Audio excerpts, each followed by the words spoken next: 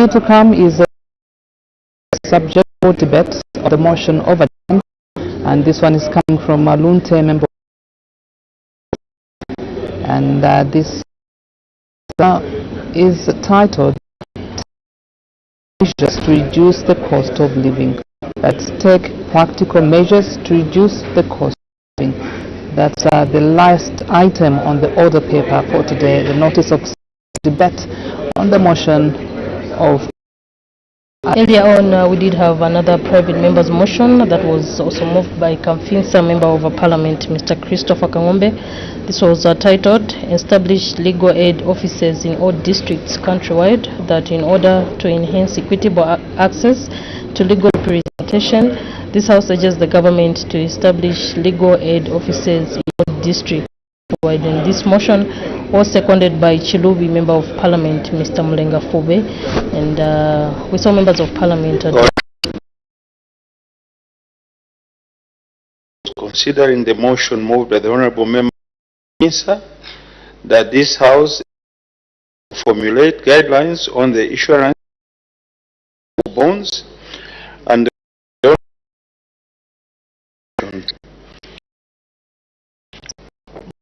second wish to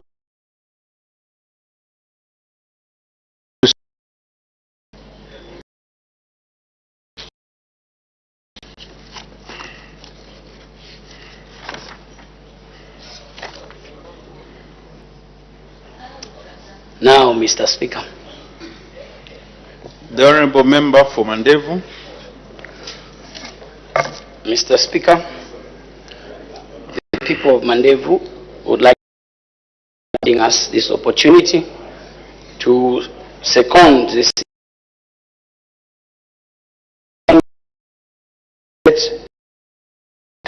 Honourable Christopher Kangombe, Member of Parliament for Kamfisa constituency, ably moving the motion. Mr. Speaker, a municipal bond is simply a securities debt issued by the state, local government, a city, municipal. What are some of the features of municipal bonds? Number one, issuance. A municipal government or related authority issues bonds to borrow money. The bond comes with a promise to repay the principal, that is the amount borrowed, with interest over a set period of time. Investors buy these bonds, providing the local government with funds needed to finance public projects. Number two, interest payment, that is the coupon payment. Municipal bonds pay interest known as coupon rate to the bond holders. The coupon rate is typically fixed payments, and these payments are made up on a regular schedule, that is semi-annually or annually. Number three, maturity. Municipal bonds have a maturity date at which point the issuer repays the face value or principal of the bond to the bondholder. Maturities can range from a very few years to several decades. Like the stated, councils have a mandate and are established under the Constitution, under Article 152 of the Constitution of Zambia, Amendment Act number 2 of 2016, and Section 6 of the Local Government Act number 2 of 2019. Among the responsibilities in the construction and maintenance of public roads process, establish school day nurseries, establish and maintain hospitals, clinics, health centers, environment and health services. Do the councils have the capacity to undertake these responsibilities, Mr. Speaker? The answer is yes and no. The levels of capabilities differ from one council to one another, owing to different levels of development and status. The financial strength, for example, of Lusaka City Council cannot be compared to that of a small district like Ngabwe or Mbala.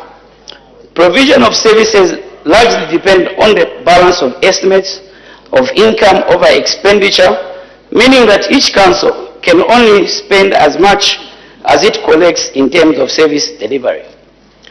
Mr. Speaker, what this means is that councils in Zambia, for example Mbala, lack resources to offer public services.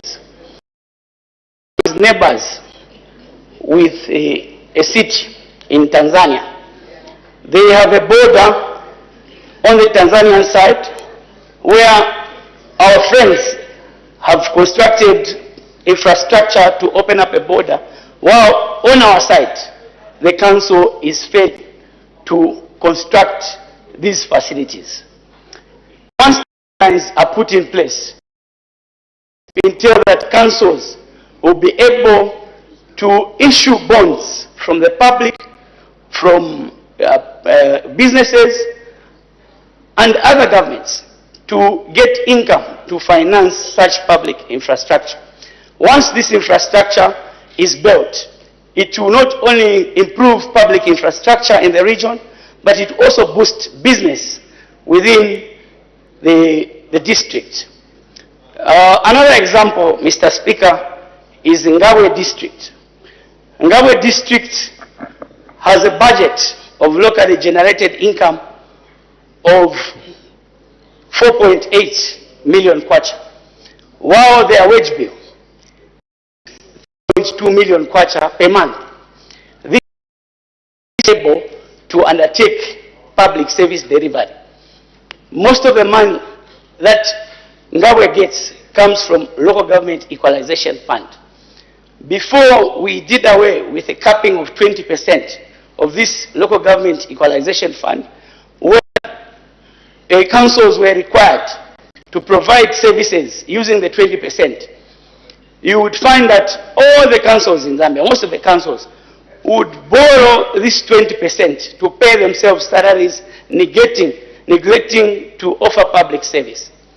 I wish to support this motion, Mr. Speaker, because once these guidelines are issued, councils will be able to get finances to build public infrastructure, thereby enhancing their revenue bases.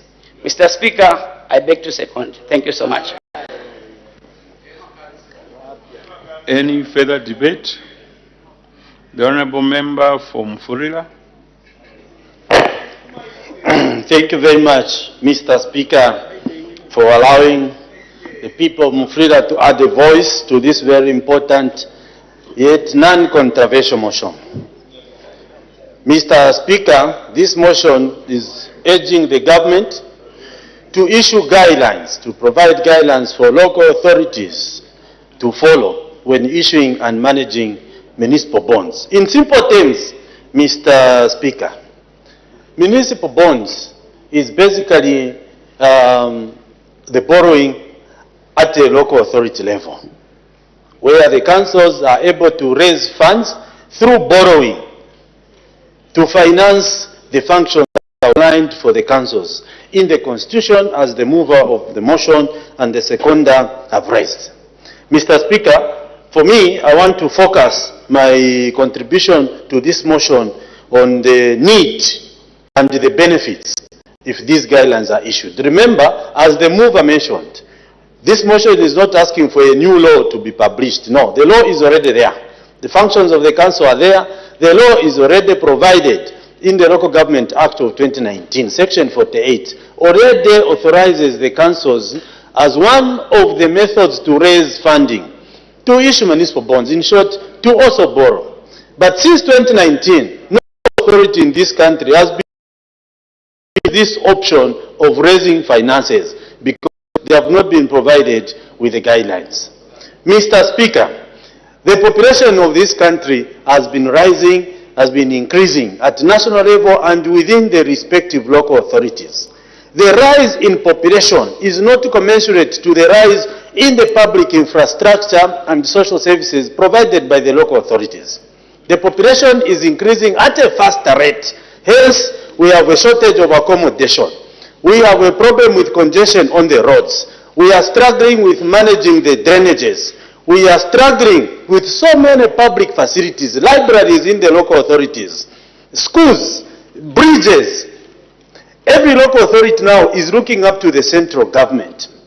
And you know, Mr. Speaker, when members of parliament in this house question the respective ministries, when are they going to do this bridge? When are they going to construct the road? The answer is almost the same: when funds are available. Why? It's because every local authority is looking up to the central government. Now, this option, which has been provided for in the law, allows the local authorities to expand their funding base. Right now, when they raise funds through these rates and other sources, it's only for their consumption, to maintain at a minimum level the provisions or the functions that the local authorities have. But the problem can be cured. Instead of the local authorities looking up to the central government, give them guidelines so that even these cash for work things that we are giving through the central government, when people are clearing drainages, when people are mending roads, using funding from the central government, these are the things that the local authorities, Mr. Speaker, can actually fund day to day, year by year, without waiting for national programs like the cash for work. But because they lack funding, it has been very difficult. Residents in the communities ask MPs and look now to the CDF, but how much can CDF do? So this motion, I'm supporting it, Mr. Speaker, because it is going to expand the revenue bases. And this is for capital borrowing. That's why the guidelines are important, to advise the councils when they issue bond, where should the funds be applied.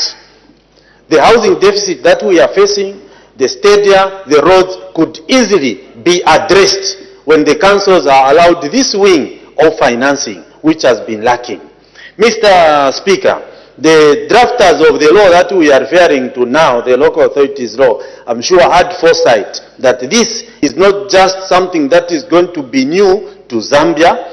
Even just here in Africa, there are examples of local authorities, municipalities that are already using this avenue of raising funds. Just in South Africa, it is happening. The city of Cape Town, Johannesburg, Pretoria, they are doing it. If you go to Kenya, you would find the Nairobi City Council using this facility. Even in Ghana, Accra, it is happening. And now that we already have this law, the only thing is to operationalize it by making it possible, facilitating through the regulations, so that the strain on the national coffers can reduce. Let the national government deal with major public infrastructure that benefits almost the entire country. But for localized infrastructure development, let us allow the local authorities expand their financial base by operationalizing this provision which is already there in the law so that it can function. Mr. Speaker, while the law already provides for this financing mode by the local authorities, without regulations, without support through regulations, without political support from the national government, municipalities in this country have failed to operationalize or to take this route. So therefore, Mr. Speaker, this motion, like I said, it's non-contentious, it's a straightforward one, and it will even remove the headache that the Minister of Finance, the Minister of Infrastructure, the Minister of Local Government have to address even small infrastructures in the local authorities. Let us allow the local councils to expand their capital, the raising of funds for capital projects within their localities by simply providing them with guidelines. Unless we want to amend the law and remove this, which will be retrogressive. The law is already there. We must operationalize Section 48 by issuing those guidelines. Mr. Speaker, with these words, I support the motion and I rest my case. The Honourable Member for Sesheke. Mr. Speaker, thank you so much for the opportunity to add a voice on this very non-controversial motion, ably moved by a colleague and brother, seconded by my son, the Member of Parliament,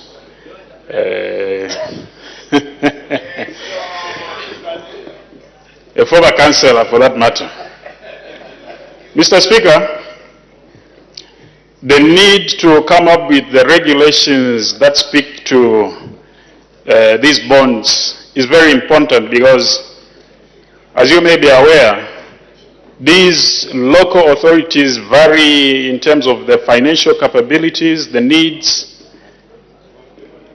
and it's important that the regulations create a platform for a well-defined accountability, flexibility, ensuring that the money that is contracted through these bonds is put into use. Mr. Speaker, the needs for Lusaka Municipal Council and Ndola are completely different. The needs for Kaputa, Sesheke are completely different. What these regulations seeks to cure is to ensure that these bonds do not offer a one-size-fits-all. These bonds create a platform where my council, according to its needs, can borrow to what is consumerate and what is the council itself is able to shoulder. Now, these guidelines gives investors confidence in ensuring that the money that the municipal councils get is used directly for the intended purposes. I am aware, Mr. Speaker, that the law is already in place, and it's only important that we stream down and ensure that these are actualized.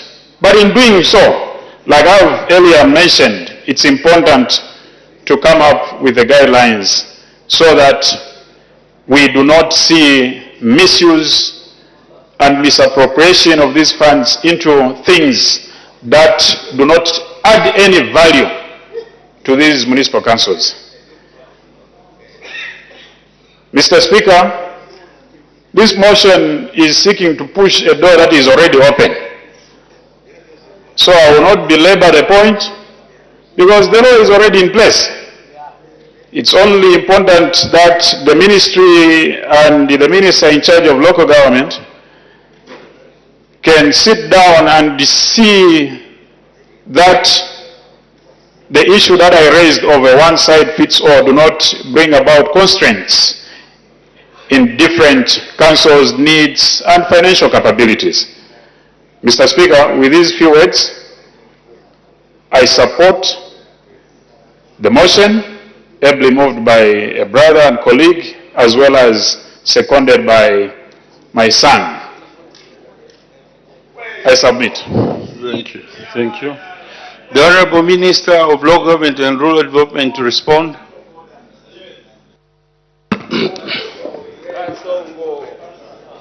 Mr. Speaker, allow me to thank you for the opportunity to respond to the motion raised by the Honorable Member of Parliament for Kamfinsa, Mr. Christopher Kangombe, who is urging government to formulate guidelines on the issuance and management of municipal bonds.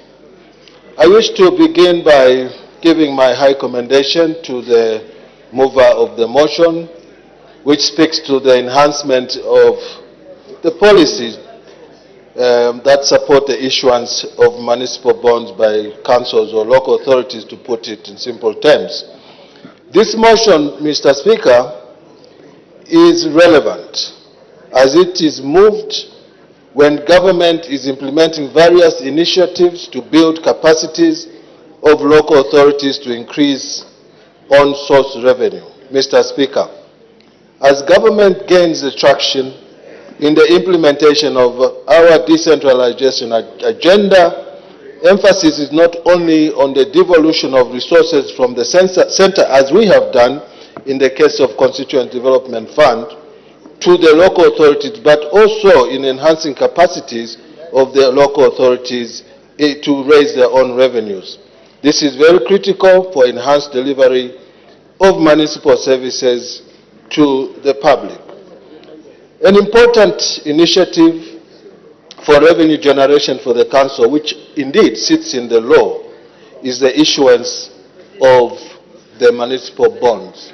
Mr. Speaker, a municipal bond is a debt instrument that a local authority issues in order to raise funds for public projects. For local authorities to borrow money from investors to finance infrastructure and development initiatives such as drainages, roads, water supply systems, sanitation, and also other social services. Mr. Speaker, municipal bonds have several potential benefits to the Zambian people, primarily to enable the local authorities to finance public projects and enhance community welfare. Key benefits that municipal bonds offer include and are not limited to the following: the improved infrastructure services, local economic growth, job creation, enhanced revenue, community participation, and also financial growth. Mr. Speaker, currently Zambia does not have a developed municipal bond market. It does not have. And there's no specific guidelines that is dedicated to the issuance and the management of these bonds, although existing frameworks and regulations could be leveraged upon to support the development. These include, as the mover of the motion indicated, the existing legislation that include the Local Government Act, the Public Finance Management Act, and the Securities Act, Securities and Exchange Commission Act. Mr. Speaker, government does have plans to promote the issuance of municipal bonds by local authorities. However, development of these guidelines require government working with several stakeholders, and this is where the heart of the matter comes in, to consider various risks and impediments that come as a result of issuance of these bonds, especially in our current situation, and I will elaborate as we get along. Works to this effect have commenced with a focus on implementation of the policy guidelines and address the viability and the creditworthiness of local authorities. I want you, Honourable Member of Parliament for Kamfinsa, to underline the creditworthiness of our local authorities. Then I will take you back a little bit to make you understand that just guidelines alone cannot be as simplified as those who have supported the motion that they can provide these bonds, because they come with high risk. Let me give you an example. The New York City Council has generated over time sufficient revenue to the extent that even the Central Treasury will borrow money from the New York City Council. Can that be said about Lusaka City Council?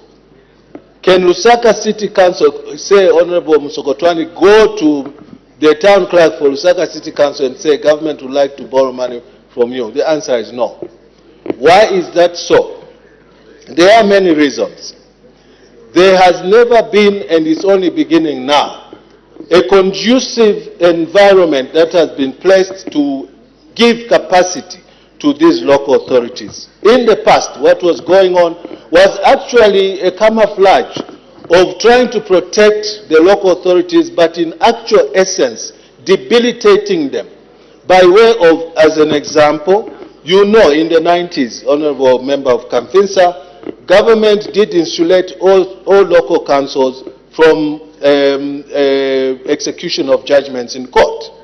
What that did, Mr. Speaker, is that it took away the corporate veil, that councils became relaxed, they could default on contracts, they lost their corporate image, and because they knew that even if we were to default on any contract, a court judgment will be placed and there will be no bailiff to come to collect chattels in order to make good or ameliorate the situation of the party that is in contract with the council. That went on for a very long time, Mr. Speaker. It also actually extended to, I think, Tazama and Tazara. So these councils lost their corporate image. Just to add salt now to injury, Mr. Speaker, in the last 10 years, another vice came in and so strong, where the councils became stripped of, maybe 15, 20 years later, stripped of their assets, because government then sold their houses. They didn't have an asset base, which meant automatically their revenues were going down. Thirdly, came another government that began this cadreism, where cadres took away the functions of the local authorities. They started collecting the revenues, leaving the councils even further debilitated because they could not pay salaries for a period of more than 16 months. Now, can you imagine for 1 minute, where in the world would anybody get confidence to lend money to a council that cannot pay salaries for 2 years? This is what we are trying to correct. And as we agree that guidelines must be put in place, they must not be put in place in a vacuum. They must be put in place to fit into the existing environment, which permits for the bonds to perform and to function. And how is it done now? We took away the cadres from the market and made sure that local authorities are collecting all the revenues, and that the local authorities are not behind on their obligations to pay the workers, to meet statutory payments, to meet all the contractual obligations that they entered into. So it will be an exercise in futility, as a matter of fact, if we allowed what was going on before to continue and then formulate these guidelines. Who would be attracted to come and sell a bond or buy a bond? No one would do that. Mr. Speaker, I would also want to say that we have been on a trajectory to improve the corporate character of our councils. We have tried very, very much to make sure that the councils that have shown capacity, for instance, Lusaka City Council is a concrete jungle.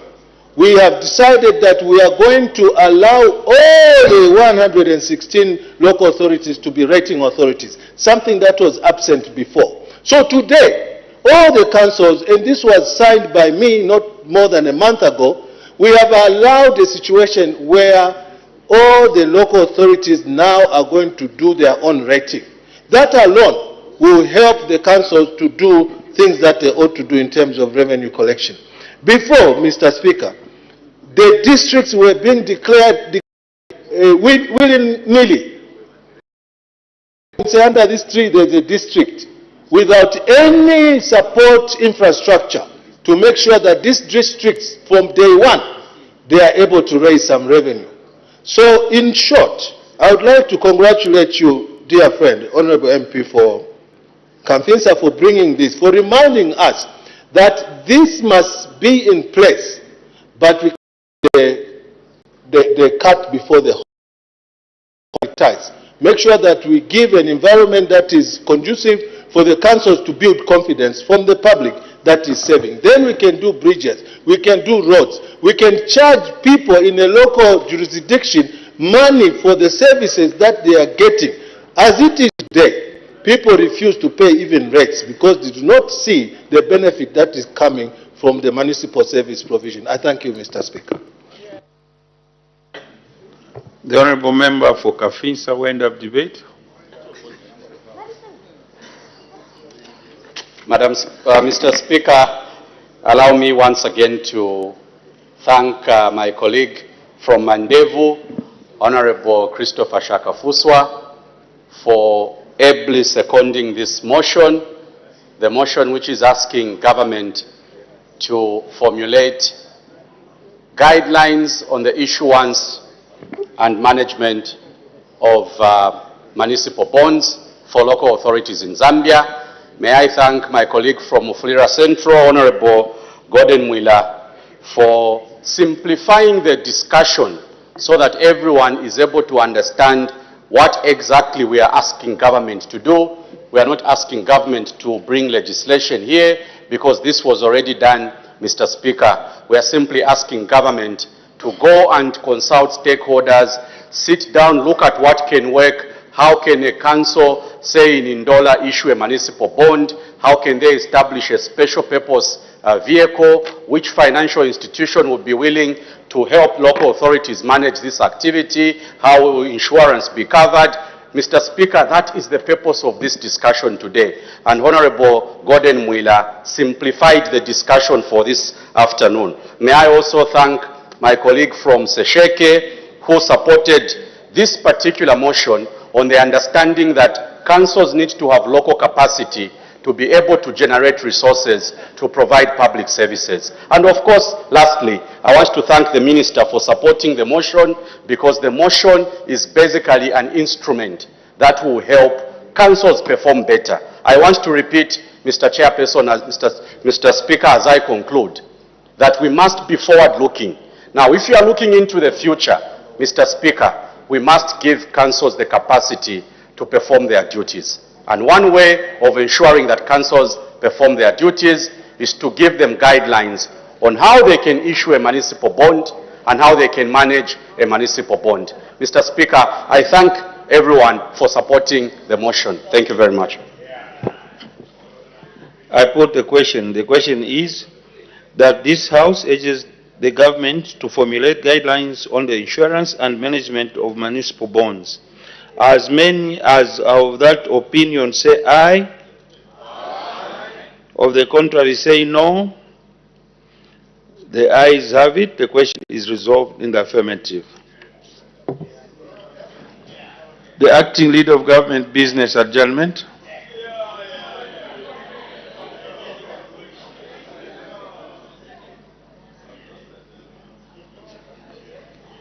Mr. Speaker, I rise to beg that the House do now adjourn.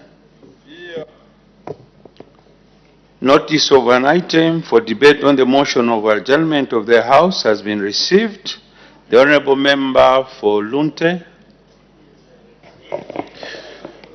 Mr. Speaker, thank you very much for according me an opportunity to rise on a motion on adjournment to urge government to reduce the cost of living for the Zambian people. Mr. Speaker, many people have been complaining about many things.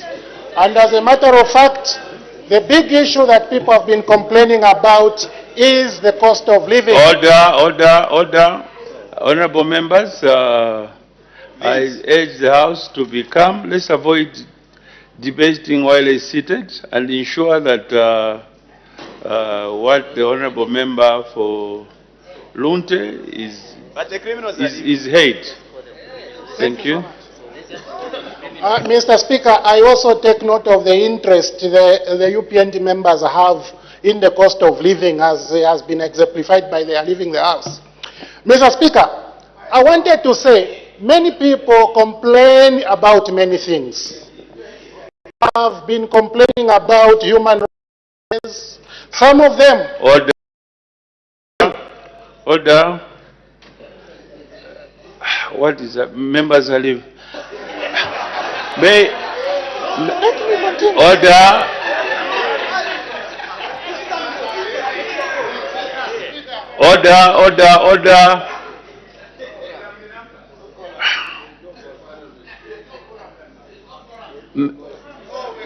The clerks at the table, may you ring the bells?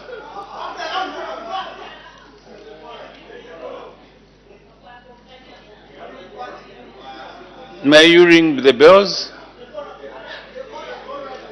Honorable Member for Rumezi, this is a house of rules. As such, adhere.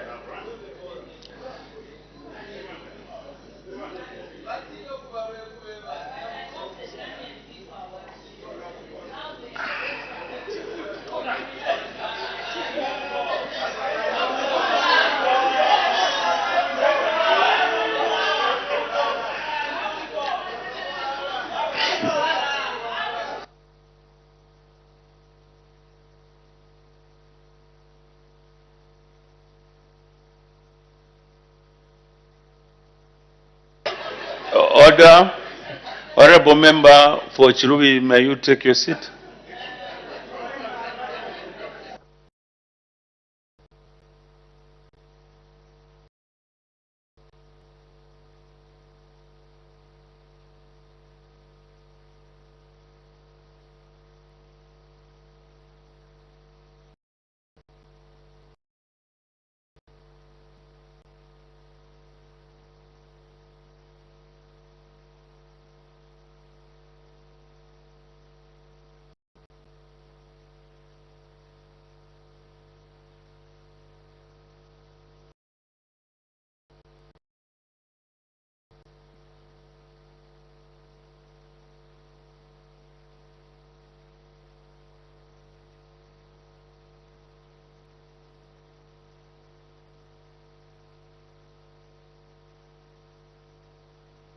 Chief Whip, ensure that we talk to the members.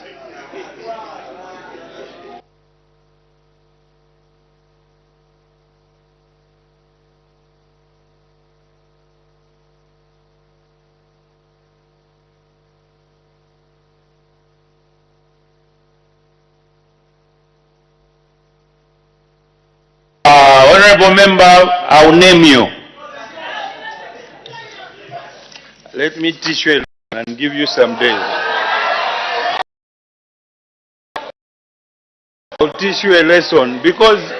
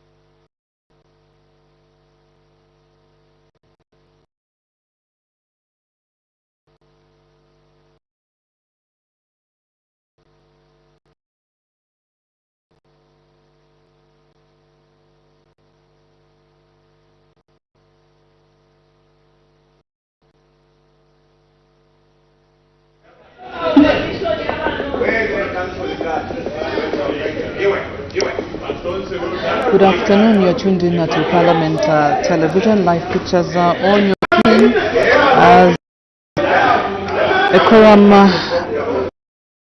one-third of members of Parliament needs to be present in the House in order for business to be transacted. And so earlier on we did see Lunte Member of Parliament, Mr. Kafwaya, move a notice of subject for debate on the motion of adjournment.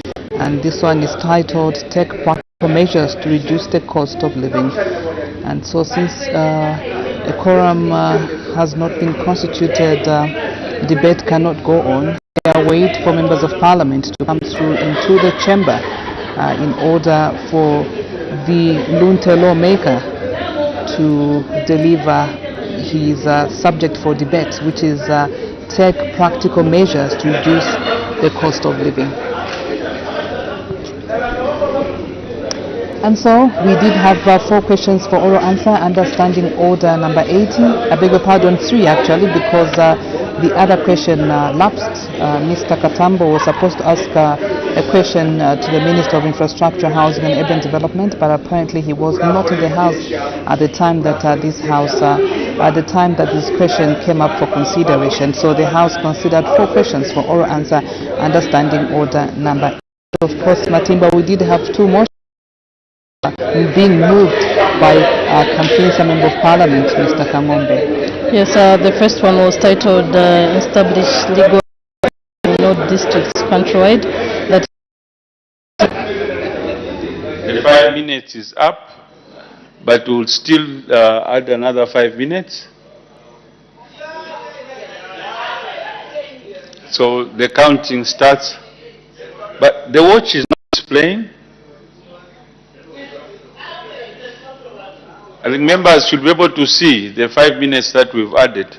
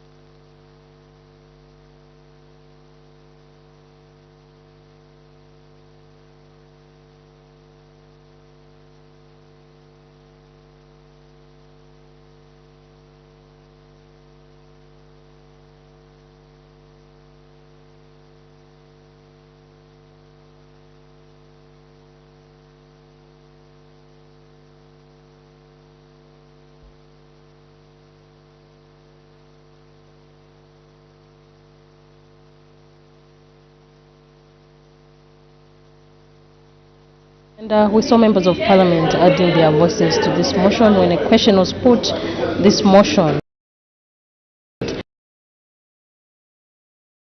on the issuance and management of municipal bonds,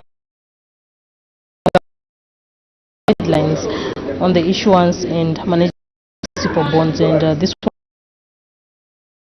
Parliament, Mr. Christopher Shakafuswa. When a question was put, this motion was also adopted. All right, and like we mentioned earlier, Mr. Kafuaya of Lunte has moved the notice of subject for debate on the motion of adjournment. It's simply time for measures to. The quorum has not been formed as yet. 1/3 of members of parliament need to be present in the House in order for business to be transacted. And so the second deputy speaker has allocated 5 for members of parliament to come through. 5 minutes elapses, we will then call it a day. And so if you are able to hear, the bells are actually ringing, calling upon members of parliament to come through to the House. So Mr. Kafuaya, thoughts across regarding the notice of subject for debate on the motion of adjournment, simply titled "Take Practical Measures to Reduce the Cost of Living." And so we await quorum to be constituted. Live pictures coming your way from the chamber.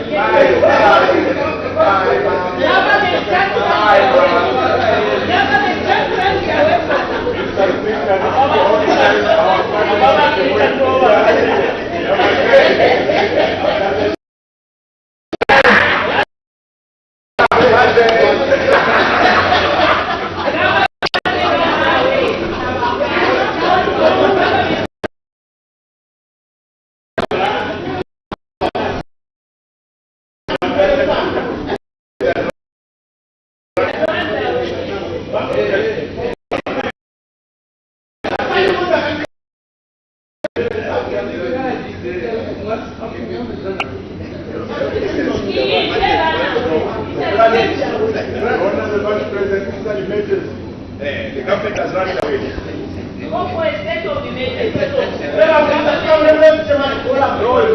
Our plan was we saw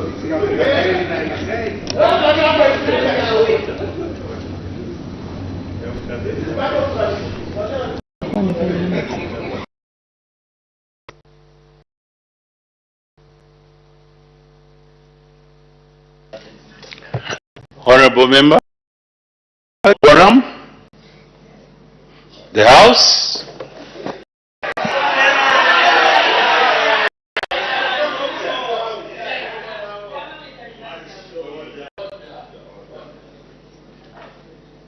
Is now adjourned.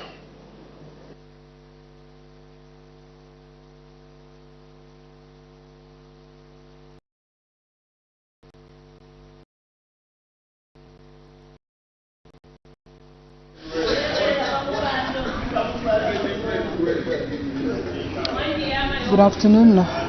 You are watching Parliament television. Business has since come to a close. Be sure to join us tomorrow at 14:30 hours for more parliamentary debates. So just about now, it's that moment that we get to look at what has been considered on the floor of the House starting at 14:30 hours, Matimba.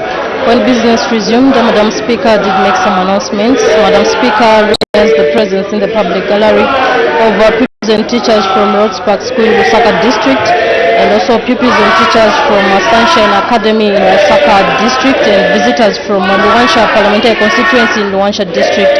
Madam Speaker, on behalf of the National Assembly of Zambia, warmly welcomed the visitors to the National Assembly.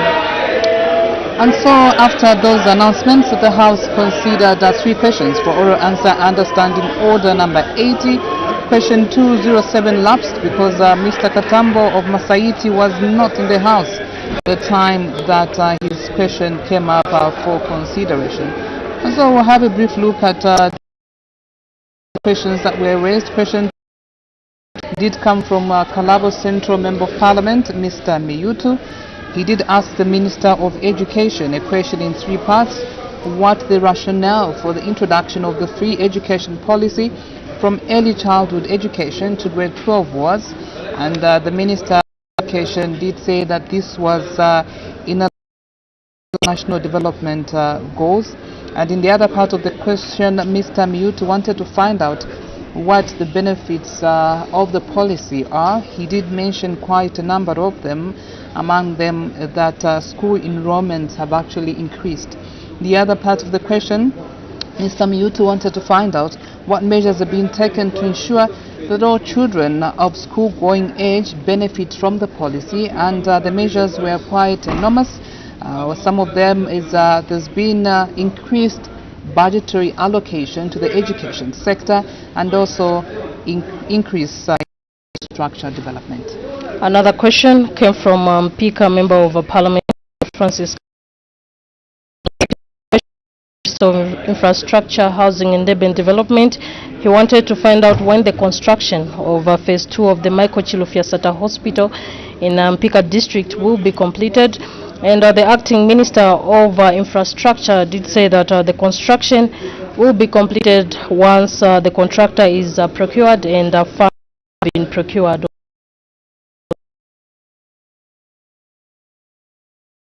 Project is, and the acting minister did indicate that the delay was due to financial constraints that was faced by the government.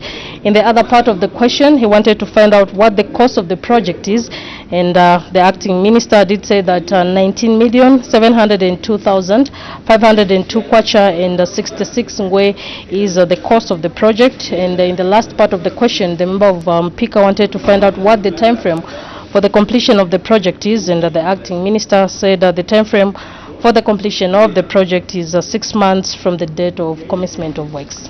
Ms. Nyirenda of Lundazi constituency did ask the Minister of Health when the following newly constructed health facilities in Lundazi Parliamentary constituency will be operationalized. That's Matebe, Chanyondo, Chindedza, and a maternity wing at Mkomba. So the Minister of Health did say that in order for a health facility to be, There's certain criteria that needs to be followed, and some of these include the running water, flushable toilets, energy source, and human resource. That's the only way a health facility can be operationalized. And in the other part of the question, Ms. Nyirenda wanted to find out what the cause of delay in operationalizing the facilities is, and the minister did say that the facilities are still under construction and are between 90 and 95% completion. So once the health facilities meet the criteria that has been singled out by the minister, then the facilities will then be operationalized. So those are the three questions that were considered on the floor of the House under Standing Order number 80. After that, Kamfinsa, Member of Parliament, moved two private members' motion. The first one was titled, Establish Legal Aid Offices in all districts countrywide, that in order to enhance equitable access to legal representation, this House urges the government to establish legal aid offices in all districts countrywide, and this motion was seconded by Chilubi, Member of Parliament, Mr. Mulenga Fube. When a question was put, this motion was adopted. The other motion that was moved by Kamfinsa, Member of Parliament, was titled Formulate Guidelines on the Issuance of Management of Municipal Bonds. That this House urges the government to formulate guidelines on the issuance and management of municipal bonds, and this particular motion was seconded by Mandevu, Member of Parliament, Mr. Shakafuswa. And this motion And we also had a debate on the motion of adjournment by Lunte, Member of Parliament, Mr. Mototo Kafwaya. This was to take measures to reduce youth living. So this debate, actually, you say the debate, there was no debate because there was no quorum in the House. In order for business to be transacted, that 1/3 of members of Parliament actually need to be. In this notice of motion of adjournment came by, there was no quorum in the House, and so business did end. And so business on the floor of 9:25. And so from all of us here, it's goodbye. Keep watching Parliament Television.